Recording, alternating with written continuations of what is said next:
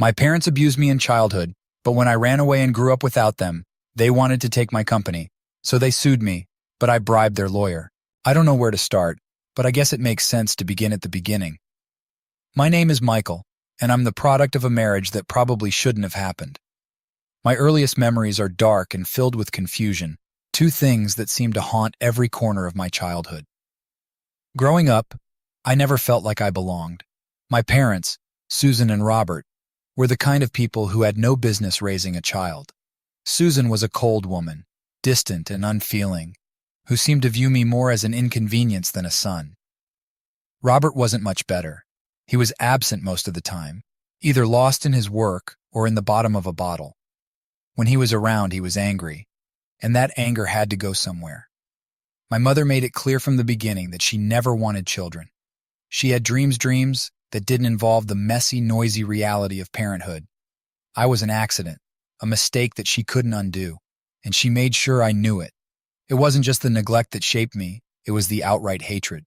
My parents didn't just ignore me, they actively despised me. I was their burden, their ball and chain. My earliest memories are of screaming matches, thrown objects, and nights spent huddled under my bed, trying to escape the storm that raged in the next room. I remember one night in particular, one that still wakes me up in a cold sweat. I was maybe 5 or 6, and I had done something that set them off. I can't even remember what it was, but I remember the aftermath. The sound of glass shattering, the feel of cold liquid running down my face, and the searing pain that followed. My father had thrown a bottle at me, the glass cutting into my skin. I screamed, not just from the pain, but from the shock. My mother, rather than rushing to help, simply looked at me with disgust. "Stop your whining," she hissed. "You're pathetic." That was the night I learned not to cry, not to show any weakness. It was the night I started to build the walls that would protect me from them, from the world. School wasn't any better. If home was a battlefield, school was a minefield. I was the weird kid, the one who never talked, the one who wore the same clothes day after day because my parents couldn't be bothered to buy me new ones. The teachers looked at me with a mixture of pity and annoyance, as if I was a problem they didn't know how to solve. I was always alone, the kid who sat in the corner during recess, pretending to read a book while the other kids laughed and played. But they didn't leave me alone. No, they made sure to remind me every day that I was different, that I didn't belong. There was one boy, Kevin, who seemed to make it his life's mission to make mine a living hell. He was bigger than me, stronger, and he knew how to use that strength to his advantage. It started with the usual stuff name calling, pushing me in the hallways, but it quickly escalated. He would corner me after school, taunting me, daring me to fight back. But I never did. I just took it, because what else was I supposed to do? I remember the day Kevin decided to up the ante. It was a Tuesday, I think. We were in the bathroom, and he and his friends had cornered me again. But this time, he didn't just shove me or call me names. This time he pulled out a lighter. "Want to see something cool?" he asked, grinning. I didn't answer. I just stood there, frozen, as he flicked the lighter on and off, on and off. The flame danced in the dim light, and I felt a chill run down my spine. "You scared, Mikey?" he sneered. "You gonna cry?" I didn't cry. I didn't make a sound. But inside, I was screaming. He lunged at me, grabbing my arm and holding the lighter close to my skin. I could feel the heat, the pain, but I didn't fight back. I just stood there, waiting for it to be over. When he finally let go, I ran. I didn't stop running until I was home, my arm blistered and raw. But when I walked through the door, there was no one there to help me. No one cared. My parents didn't even notice. It wasn't just Kevin. The teachers, the other kids, they all played their part in making my life a living nightmare. I was the scapegoat, the punching bag. I remember one teacher, Mrs. Thompson, who seemed to take a special pleasure in humiliating me. She would call on me in class, knowing full well that I didn't know the answer, and then berate me in front of everyone when I got it wrong. "You're never going to amount to anything, Michael," she would say, her voice dripping with contempt. "Why do you even bother coming to school?" I didn't have an answer for her. I didn't have an answer for anyone. I was just trying to survive. But it wasn't just the physical and emotional abuse that left scars. It was the secrets. The things that happened in the dark, when no one else was around. Things that I couldn't tell anyone about, not even if I wanted to. There was a man someone my parents knew. He would come over sometimes, usually when my father was too drunk to care.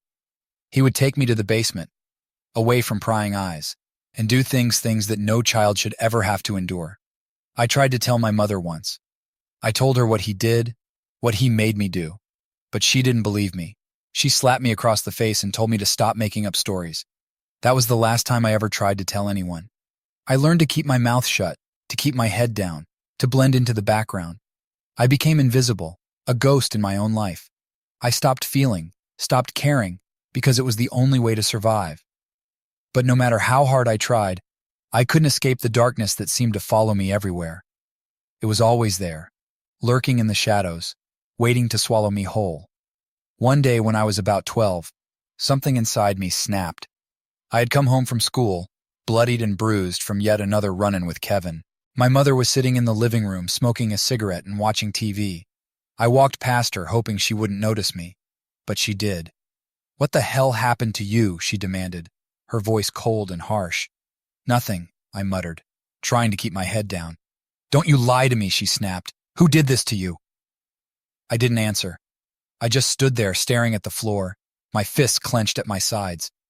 "I asked you a question, Michael," she shouted, grabbing my arm and yanking me around to face her. I don't know what came over me. Maybe it was the years of abuse, the constant pain and humiliation. Maybe it was just the sight of her, so cold and unfeeling, that pushed me over the edge. But in that moment, I lost control. I shoved her, hard. She stumbled back, a look of shock on her face, and for a moment, I thought I had won. But then her expression changed, and I knew I had made a terrible mistake. She came at me, fists flying, and I knew there was no going back. She hit me over and over, screaming obscenities, telling me how worthless I was, how she wished I had never been born. I didn't fight back. I just let her hit me, let her get it all out. Because in that moment, I didn't care anymore. I didn't care about anything. When she finally stopped, when she was too exhausted to continue, she just stood there, breathing heavily, her eyes filled with a mix of anger and something else, something that looked a lot like fear. "Get out of my sight," she hissed, her voice barely above a whisper. "I never want to see you again." I didn't argue. I just turned and walked away out of the house, out into the cold night. I didn't know where I was going, but I knew I couldn't stay there. I walked for hours, my mind numb, my body aching. I ended up at the park, the one place where I had always felt safe. It was late, and the park was empty, the playground cast in eerie shadows by the moonlight. I sat on the swing staring up at the sky, wondering how my life had come to this. How had I ended up so broken, so lost? Was there any way out, or was I doomed to live in this darkness forever? I don't know how long I sat there lost in my thoughts. But eventually, I heard footsteps behind me. I turned, expecting to see a stranger, but instead, it was Kevin. He was alone, his face twisted into a cruel smile as he approached me. I didn't move. I just sat there waiting for whatever was going to happen next. "You look like shit, Mikey," he sneered, stopping in front of me. "What's the matter? Mommy and Daddy finally had enough of you?" I didn't answer. I just stared at him, my eyes blank, my heart empty.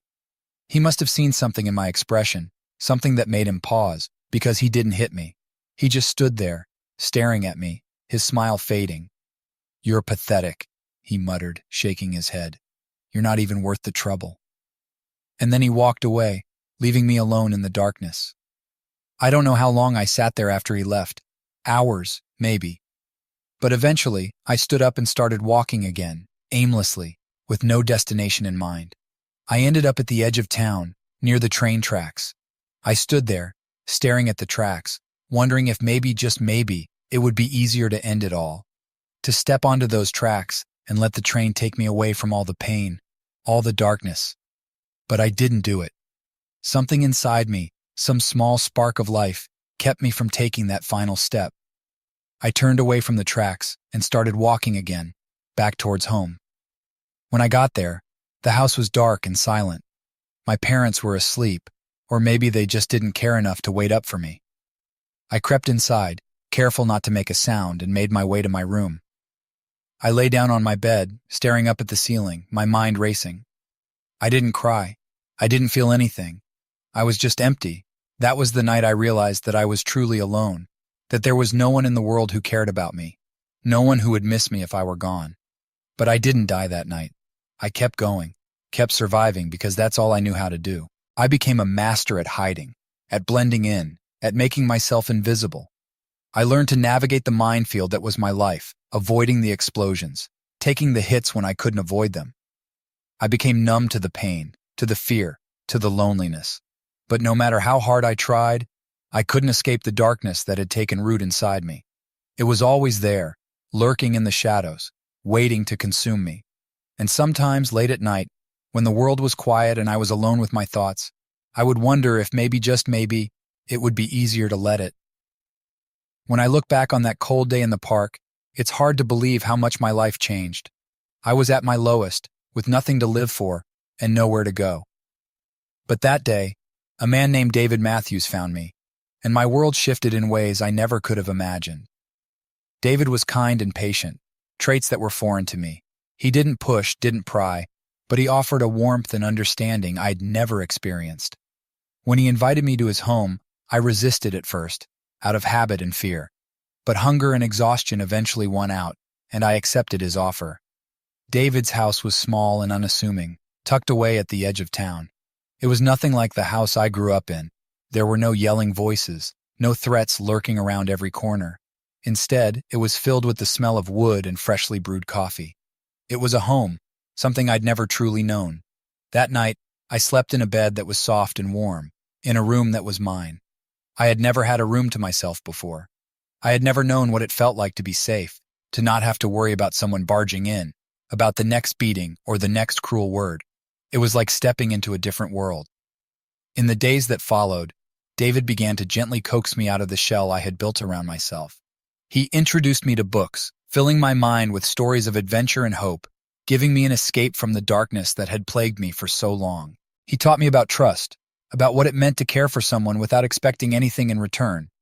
And slowly, I began to heal. David also recognized something in me that no one else had ever seen potential. He encouraged me to go back to school, to finish my education, and to dream of a future beyond the life I had known. I was hesitant, scared even, but with his support, I took the plunge. Going back to school was a challenge. I was years behind my peers, and the thought of facing classrooms full of teenagers who were light years ahead of me academically was terrifying. But David was there every step of the way. He worked with me on my homework, helped me catch up on everything I had missed, and when I felt like giving up, he reminded me of how far I had come. In time, school became more than just a place to learn. It became a place where I started to find myself. I met Sarah and James in my senior year, two people who would become my closest friends. Sarah was bright, full of energy, and had a smile that could light up a room. James was quieter, but loyal and thoughtful. They were the first people my age who looked at me as a friend, not a freak or an outcast. We bonded over late-night study sessions, shared our dreams and fears, and talked about the future like it was something within our grasp. For the first time, I allowed myself to believe that maybe, just maybe, I could have a future worth living. David officially adopted me when I turned 16. I can still remember the day we went to the courthouse, just the two of us. The judge asked if I understood what it meant, and I nodded, my heart pounding in my chest. When the adoption was finalized, I was overcome with emotion. For the first time in my life, I had a father, someone who chose me, someone who wanted me. It was a simple ceremony, but it meant the world to me. After graduation, Sarah, James, and I made a pact we would go to university together. We spent months preparing, filling out applications, visiting campuses, and planning our future. When we all got accepted into the same university, it felt like a dream come true. University was a fresh start, a place where no one knew about my past. I threw myself into my studies, determined to succeed. But university was also a place full of challenges I hadn't anticipated. In the beginning, everything seemed perfect. I was living in a dorm with James, while Sarah was just a few doors down. We took classes together, joined clubs, and made new friends. It felt like we were on top of the world. But as the semesters went on, the pressures of university life started to build. There were the late nights studying for exams, the overwhelming workload, and the constant pressure to succeed. And while most people were supportive, there were those who saw me as an easy target. It started innocently enough, a few snide comments here and there, jokes about where I came from, about how I didn't belong. I tried to ignore them, focusing on my studies and my friends. But the comments kept coming, growing nastier with each passing week. There was a group of students, rich, privileged kids who had never known hardship, who seemed to take pleasure in making my life difficult. They were led by a guy named Ethan, the kind of person who oozed arrogance and entitlement. Ethan made it his mission to remind me every day that I wasn't one of them, that I was an outsider. The harassment escalated quickly.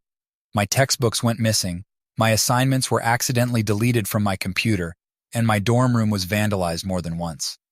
The final straw came one night when I returned to my room to find it trashed, my belongings scattered everywhere, and a bottle of ink poured all over my notes. I felt the old anger, the helplessness rising up inside me, but this time I couldn't push it down. I was done being their victim. I was done letting them win. The next day, I confronted Ethan and his friends in the courtyard. I don't remember everything I said, but I remember the feeling like a dam breaking, all the years of pain and rage flooding out in a torrent. I tore into them with words I didn't know I had in me, exposing their insecurities, their weaknesses, until they were the ones crumbling under the pressure. By the time I was done, they were on their knees, crying and begging for forgiveness. I didn't feel triumph or satisfaction, just an overwhelming sense of release, like a weight I had been carrying for years had finally been lifted. Word spread quickly about what had happened, and no one bothered me after that. But the experience left me shaken, a reminder that the darkness inside me was still there, waiting to be unleashed. I realized then that I couldn't just bury the pain of my past, I had to confront it, deal with it, if I was ever going to move forward. David was a rock during this time. When I told him what had happened, he didn't judge me or lecture me.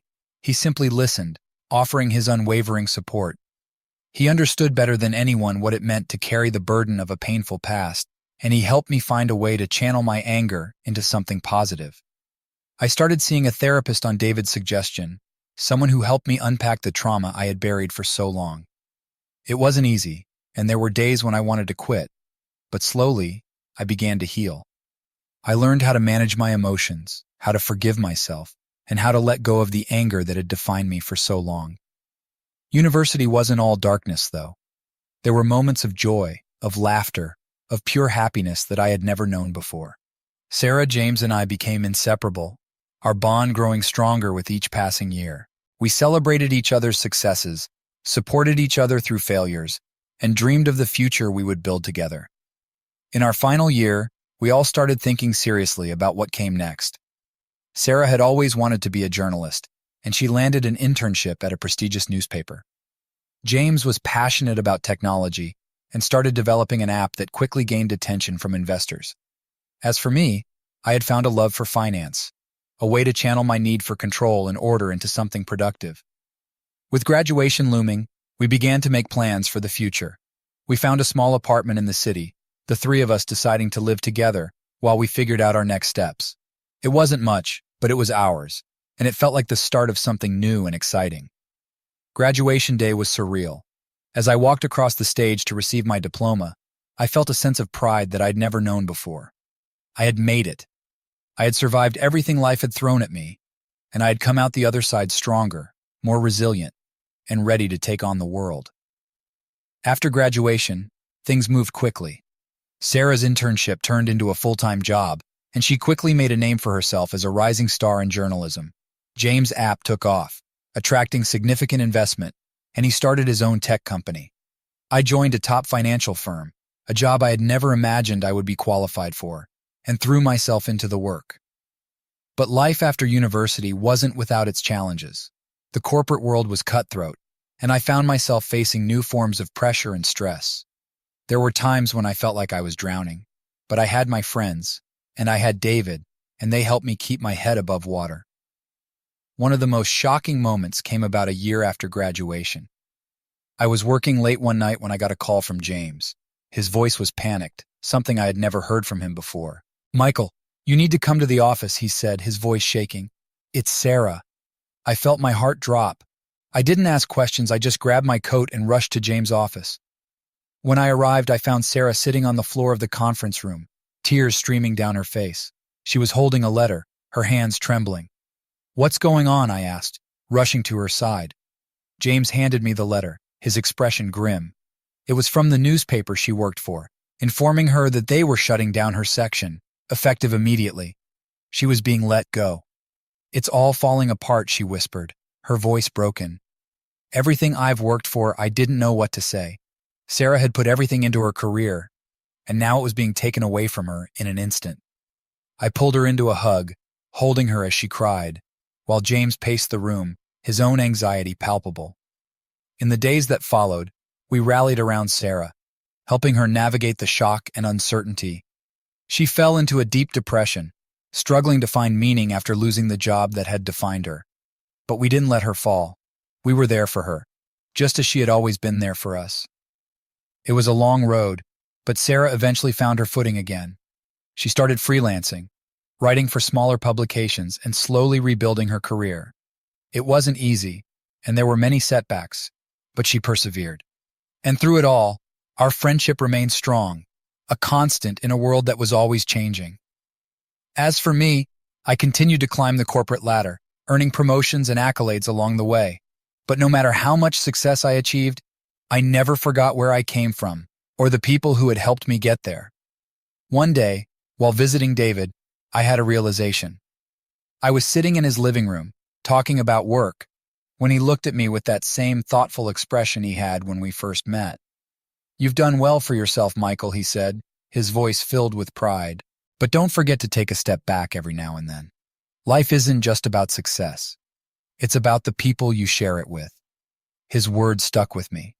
I had been so focused on my career, on proving to myself and everyone else that I was worth something, that I had lost sight of what really mattered. I realized then that I needed to find balance, to make time for the people I cared about. In the years that followed, I made a conscious effort to do just that.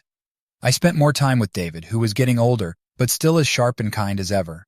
I made sure to stay connected with Sarah and James, even as our lives took us in different directions. We still lived together, but our jobs often kept us apart, and I wanted to make sure we didn't drift away from each other. And then, something happened that shook all of us to our core. James' company, the one he had poured his heart and soul into, was facing a hostile takeover. It was unexpected, ruthless, and it left him reeling. "They're going to take everything," he said one night, his voice filled with despair. "Everything I've worked for, it's all going to be gone." I had never seen James so defeated, so lost. He had always been the calm, steady one, the rock we could all lean on. But now, he was the one who needed support. Sarah and I rallied around him, just as we had with Sarah when she lost her job. We spent countless hours strategizing, looking for ways to fend off the takeover, but it felt like we were fighting a losing battle. In the end, the takeover happened, and James lost control of his company. It was a devastating blow, and for a while it seemed like he might never recover. But James was stronger than he realized. With our support, he picked himself up, dusted himself off, and started over. He used the money from the buyout to start a new venture, one that was smaller but more aligned with his values. And in time, he found success again. The years passed, and life continued to throw challenges our way. But through it all, we remained a team of family, in every sense of the word. We celebrated each other's successes, supported each other through failures, and faced every obstacle together. Looking back, I realized that David didn't just save me that day in the park, he gave me a life worth living. He showed me what it meant to be loved, to be valued, and to have a future filled with hope. And for that, I will always be grateful. As I sit here reflecting on everything that has happened, I can't help but feel a deep sense of pride. I've come a long way from the scared, broken kid I once was.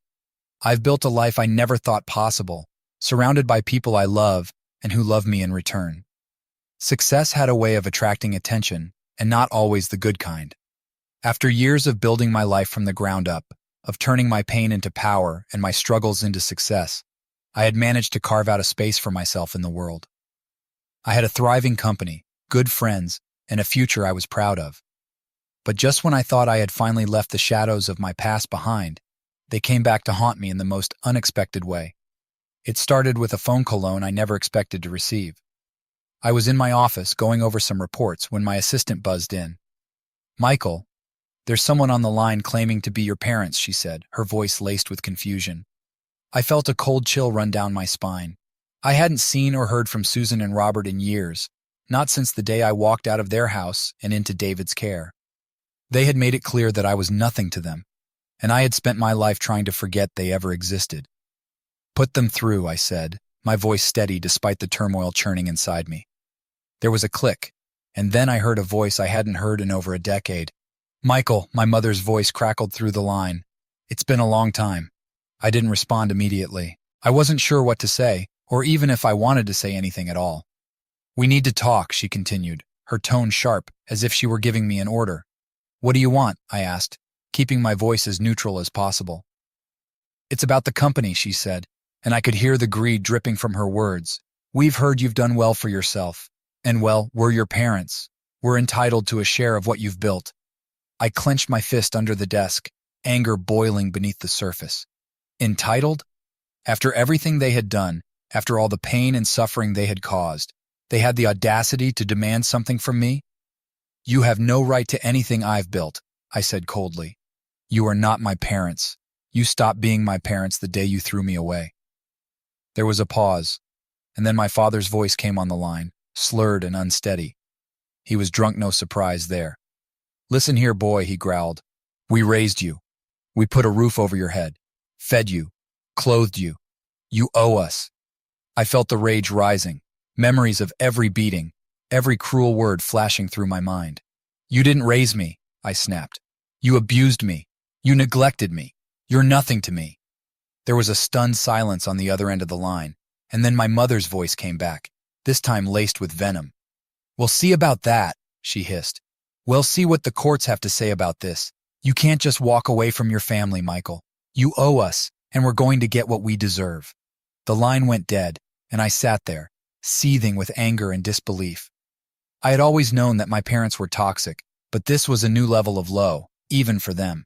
For a few days, I tried to push the conversation out of my mind, focusing on work and the life I had built. But then, a week later, a letter arrived official, cold and threatening. My parents were suing me for a share of my company, claiming that as my biological parents, they were entitled to a portion of my assets. I knew then that this wasn't going to go away. They weren't just after money, they wanted to tear down everything I had built, to drag me back into the darkness I had fought so hard to escape. But I wasn't that scared, broken kid anymore. I wasn't going to let them win. The first step was to hire a lawyer, a good one. I had made enough connections over the years to know exactly who to call. I reached out to Jessica Morton, a sharp, no-nonsense attorney who had a reputation for being ruthless in the courtroom. I had met her a few years back at a charity event, and I knew she was the one I needed in my corner. Jessica was tall and commanding, with a presence that demanded attention. She listened intently as I explained the situation, her expression growing more serious with every word. "They don't have a leg to stand on, Michael," she said, after I had finished. "But that doesn't mean they won't try to drag this out and make your life hell in the process. Are you prepared for that?" I nodded. "I've been through worse, Jessica. I just want to make sure they don't get a single cent from me." She gave me a tight smile.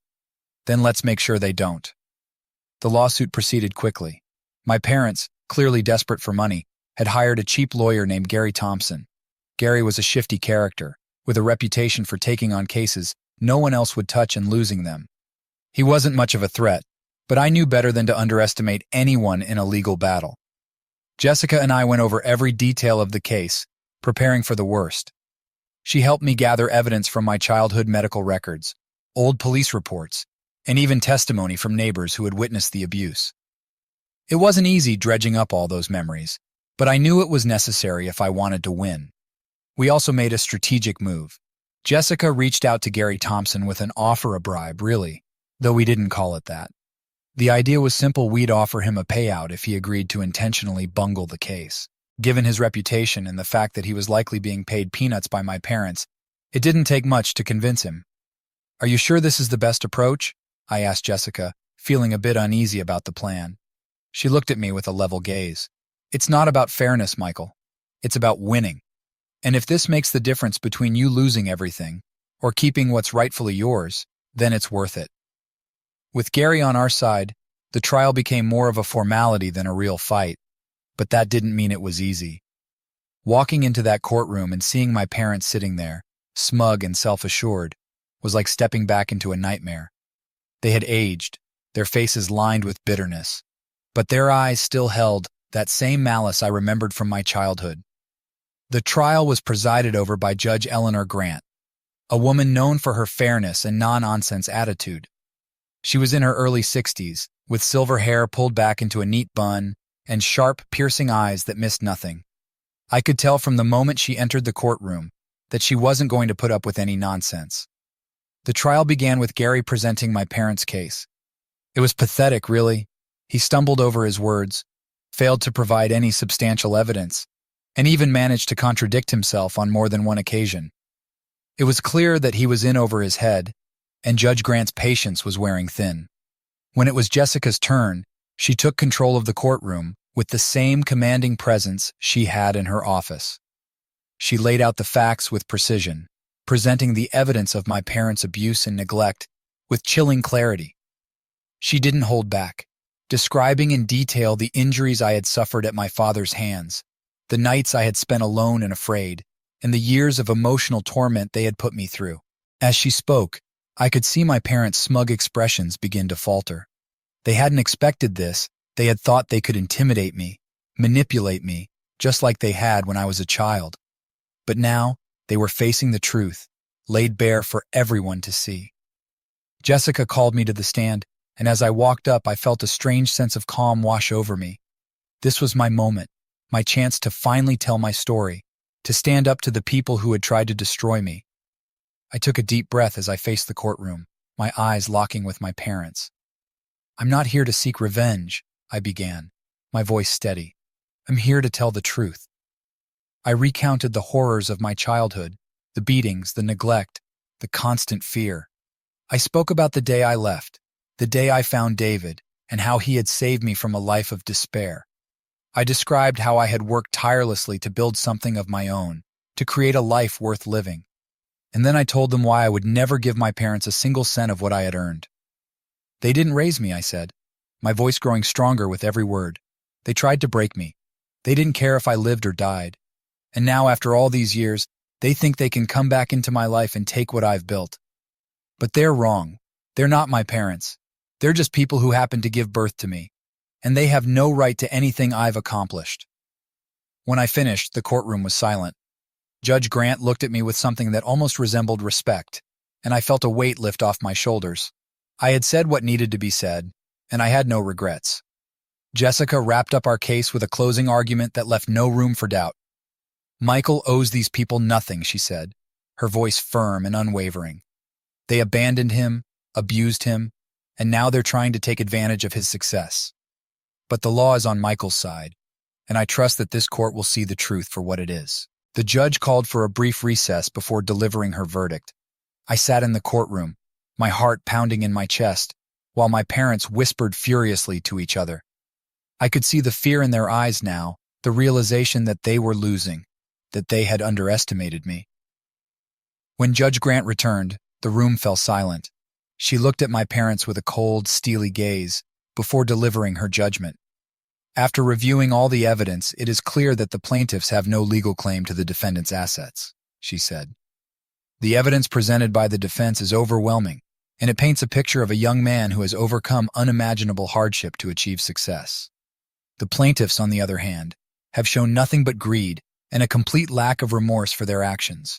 She turned her attention to me. "Michael, you have shown great strength and resilience in the face of adversity. This court commends you for your achievements, and I hope you can now move forward, free from the burdens of your past." With that, she dismissed the case, and it was over. I had won. But it wasn't just a legal victory, it was a personal one. I had stood up to my parents, confronted my demons, and come out stronger on the other side. As I left the courtroom, Jessica walked beside me, a satisfied smile on her face. "You did well, Michael," she said. "I'm proud of you." I nodded, feeling a sense of closure I hadn't expected. "Thank you, Jessica. I couldn't have done it without you." Outside the courthouse, I saw my parents one last time. They were standing on the steps, looking defeated, lost in their own misery. For a moment, I felt a pang of pity for them, but it was fleeting. They had made their choices, and now they were living with the consequences. I didn't say anything to them as I walked past. I didn't need to. I had said everything that needed to be said in that courtroom, and now it was time to move on.